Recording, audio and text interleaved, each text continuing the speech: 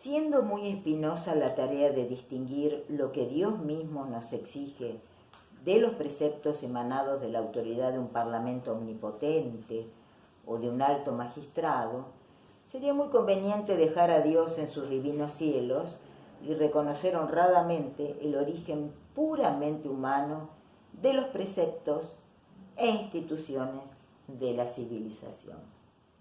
Eso escribió Freud en el ensayo que estamos repasando y que hoy terminamos relativamente, porque es bastante infinito ese texto. Hay mucho. Bueno, dijo también Freud que la religión es un conjunto de reliquias neuróticas, haciendo una analogía entre el desarrollo, el crecimiento del ser humano y el de la humanidad. Una analogía relativa, él se encarga de decirlo. Bien. La religión sería la neurosis obsesiva de la colectividad humana. Y lo mismo que en la neurosis infantil, proviene del complejo de Edipo en la relación con el padre, bien, entonces podemos suponer que el abandono de la religión se producirá inexorablemente como parte del crecimiento civilizatorio, de la evolución. Así como en el ser humano los restos neuróticos se tranquilizan, producto de esa represión infantil, y los que no se tranquilizan, vamos al psicoanalista. Muy bien. Como les dije, esto es un abuelo de pájaro por la obra de sabios tan interesantes, bueno, que trato de repasar. Entonces he separado unos puntos, sin por esto pretender agotar nada. Pueden complementar esta lectura con las otras que se llaman escritos sociales de Freud, más bien son antropológicos. Como por ejemplo Tótem y Tabú, el malestar en la cultura y Tótem y Tabú y la psicología de las masas. Es interesante leer ese conjunto. Está hablando más o menos siempre de lo mismo. Bueno, muy bien.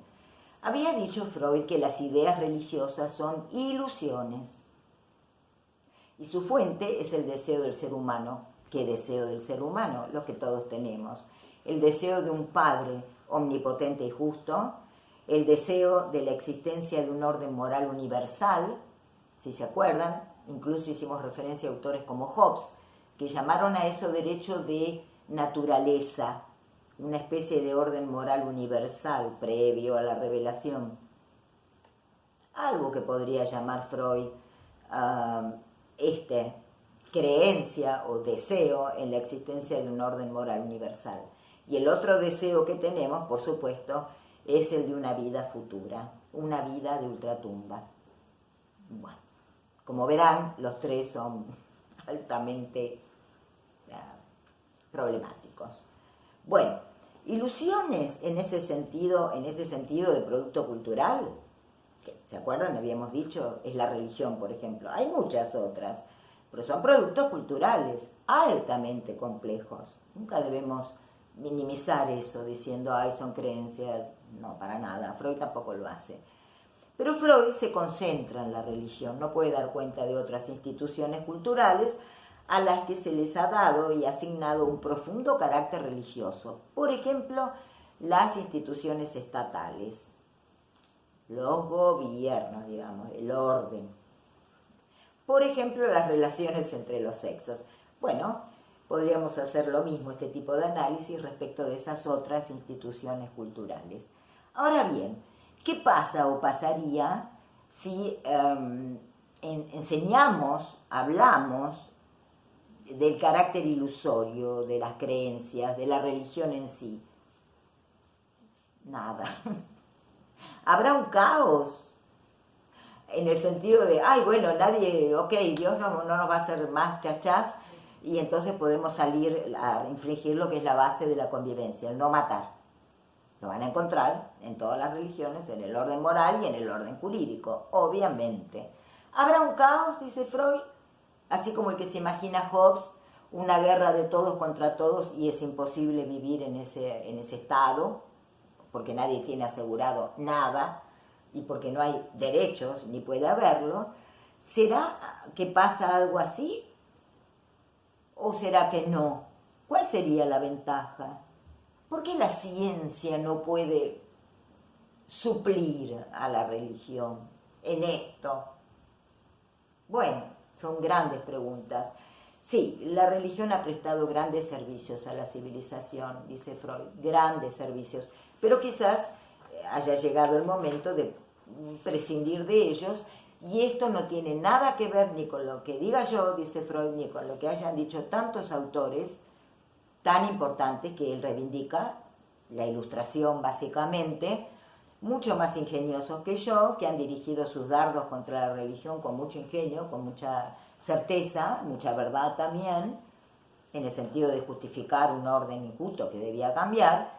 Y bueno, escribimos esto, como estos grandes hombres que me precedieron, mucho más grandes que yo, también escribieron lo suyo. Sin embargo, repite, y ya lo habíamos hablado en otra oportunidad, nadie va a cambiar por eso sus ideas religiosas. Sería tan absurdo como pretender que las tome forzadamente si no cree en ellas. No tiene nada que ver con eso. Las ideas religiosas no hacen más feliz ni mejor a nadie, no.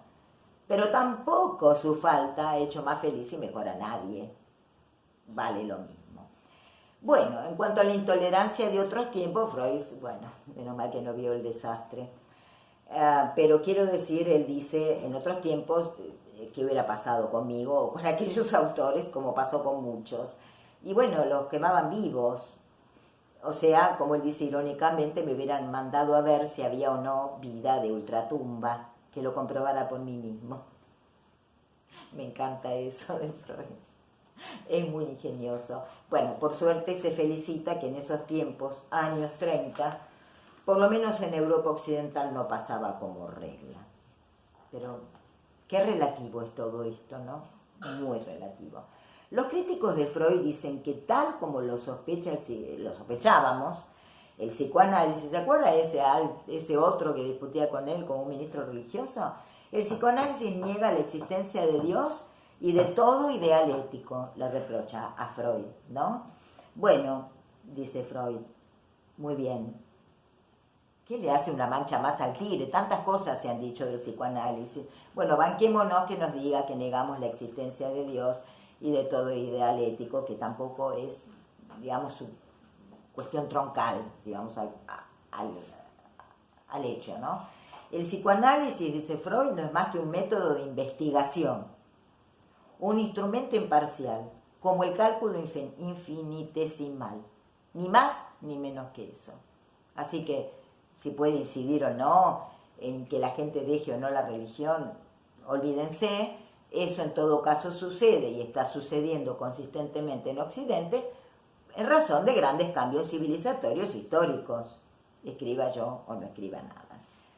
Bien,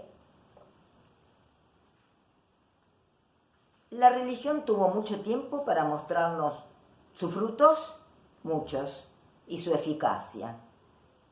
Bueno, y los sacerdotes de todas las religiones, dice Freud, han hecho y hacen grandes concesiones a la naturaleza instintiva, a la naturaleza antisocial del ser humano, a las pulsiones antisociales, claro, las hacen porque acompañan a la gente.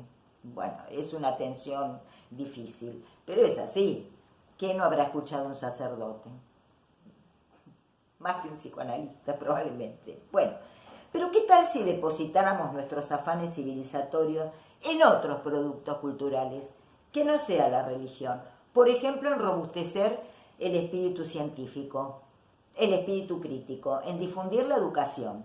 Bueno, eso ya en la época de Freud y más hoy es un desideratum, es un mandato, integra el corpus de los derechos humanos.